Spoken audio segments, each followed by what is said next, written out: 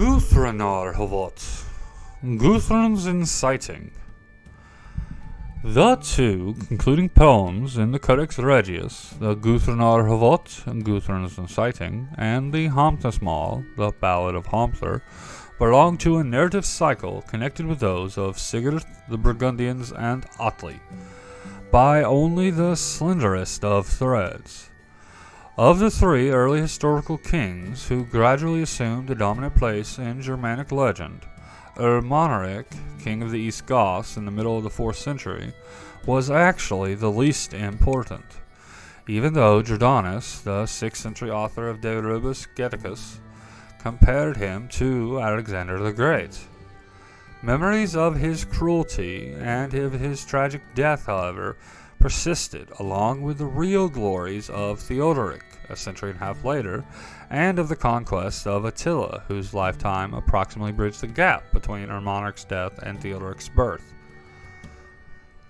Chief among the popular tales of Ermanic's cruelty was one concerning the death of a certain Svanhild, or Svanhild, whom, according to Jordanus, he caused to be torn asunder by wild horses because of her husband's treachery. Her brothers, Sarus and Ammius, seeking to avenge her, wounded but failed to kill Ermanaric. In this story is the root of the two Norse poems including in the Codex Regius. Svanhild easily became the wife as well as the victim of the tyrant, and by the process of legend blending so frequently observed, the story was connected with the more famous one of the Nibelungs by making her the daughter of Sigurd and Gudrun. To account for her brothers, a third husband had to be found for Gudrun. The Sarus and Ammius of Jordanus are obviously the Sörli and Hamdir, sons of Gudrun and Jonak of the Norse poems. The blending of the Sigurd and Ermanaric legends probably, though not certainly, took place before the story reached the north, in other words, before the end of the 8th century. Regarding the exact status of the Guðrúnarhvöt and the Hamðismál, there has been a great deal of discussion. That they are closely related is obvious. Indeed, the first parts of the two poems are nearly identical in context, and occasionally so in actual diction. The annotator, in his including a prose note, refers to the second poem as the Old Ballad of Hamdir, wherefore it has been assumed by some critics that the composer of the Guðrúnarhvöt used the Hamðismál approximately as it now stands, as the source part of his material. The extant Hamðismál, however, is almost certainly a patchwork. Part of it is in Fornislag, including most of the stanzas parallel to the Guðrúnarhvöt, and likewise the stanza followed directly by the reference to the Old Ballad, while the rest is in Marahatr. The most reasonable theory, therefore, is that there existed an Old Ballad of Hamdir, all in Fornislag, from which the composer of the Guðrúnarhvöt borrowed a few stanzas in the introduction for his poem, and which the composer of the extant or new Hamðismál likewise used, therefore, far more clumsily. The title Guðrúnarhvöt, which appears in the Codex Regius, really applies only to stanzas 1 through 8, all presumably borrowed from the Old Ballad of Hamdir. The rest of the poem is simply another Gudrun laments, following the tradition exemplified by the first and second Gudrun lays. It is possible, indeed, that it is made up of fragments of two separate laments. One, stanzas 9 through 18, involving the story of Svanhild's death, and the other, stanzas 19 through 21, coming from an otherwise lost version of the story in which Gudrun closely follows Sigurd and Brynhild in death. In any event, the present title is really a misnomer. The poet, who presumably was an 11th century Icelander, used the episode of Gudrun's inciting her sons to vengeance for the slaying of Svanhild simply as an introduction to his main subject, the last lament of the unhappy queen. The text of the poem in the Regius is by no means in good shape, and editorial indignations have been many and varied, particularly in interchanging lines between the Guðrúnarhvöt and the Hamðismál. The Volsunga saga paraphrases the poem with such fidelity as to prove that it lay before the compilers of the saga approximately in its present form. Guðrúnarhvöt. Gudrun went forth to the sea after she had slain Atli. She went out into the sea and fain would drown herself, but she would not sink.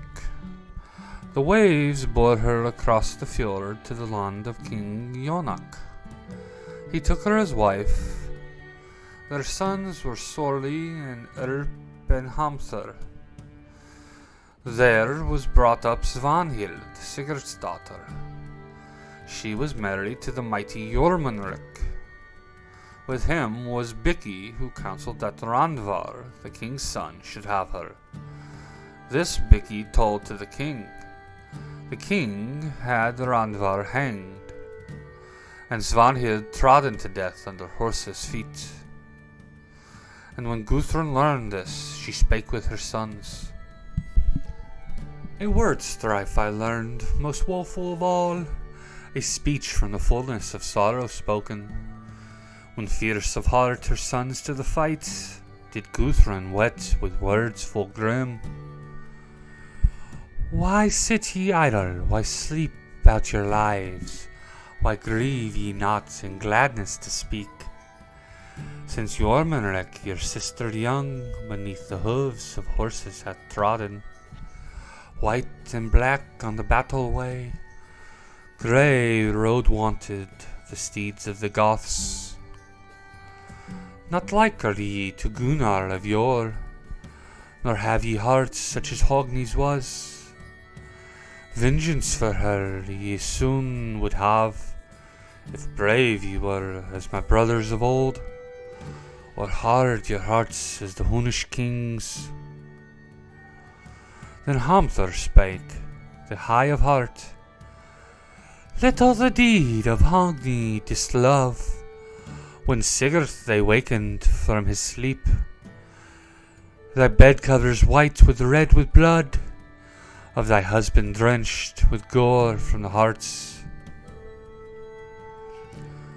Bloody revenge didst have for thy brothers, evil and sore when thy sons did slay.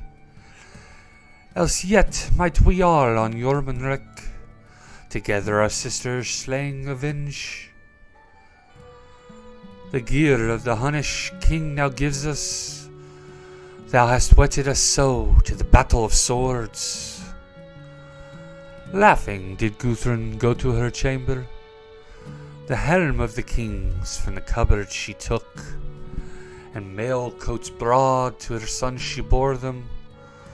On the horses' backs the heroes leaped. Then Hamdir spake, the high of the heart. Homeward no more his mother to see comes the speeder god, fallen mid Gothic folk.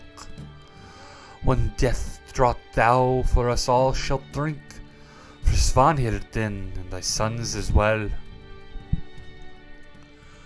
Weeping Gudrun, Gjuki's daughter, went sadly before the gate to sit, and with tear-stained cheeks to tell the tale of her mighty griefs, so many in kind.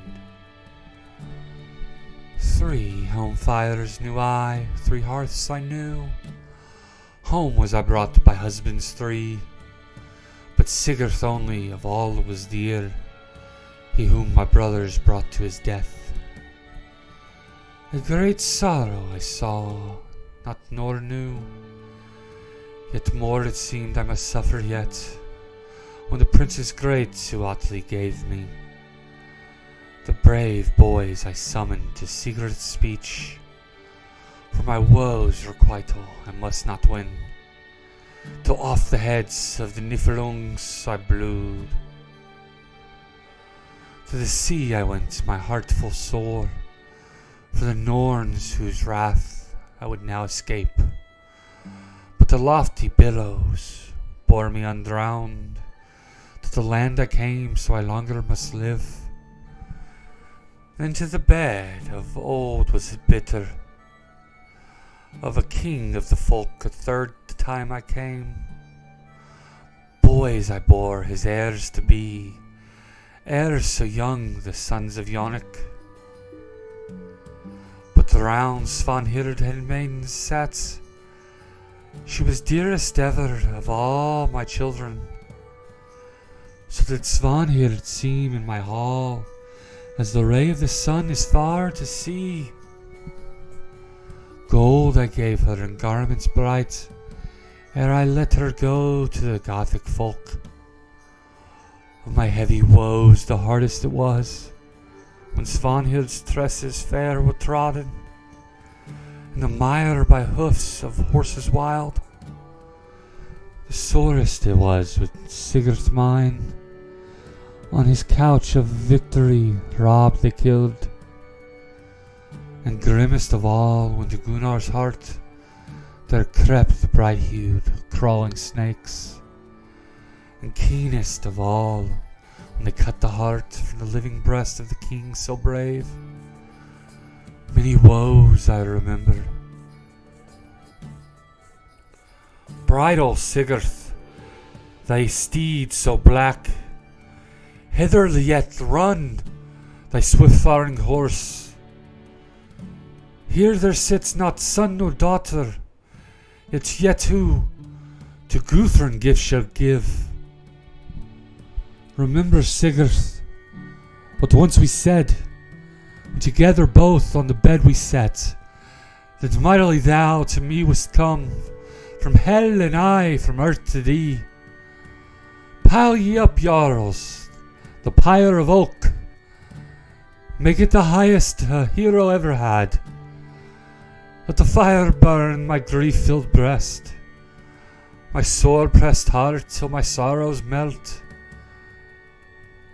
May nobles all less sorrow know, and less the woes of women become, since the tale of this lament is told.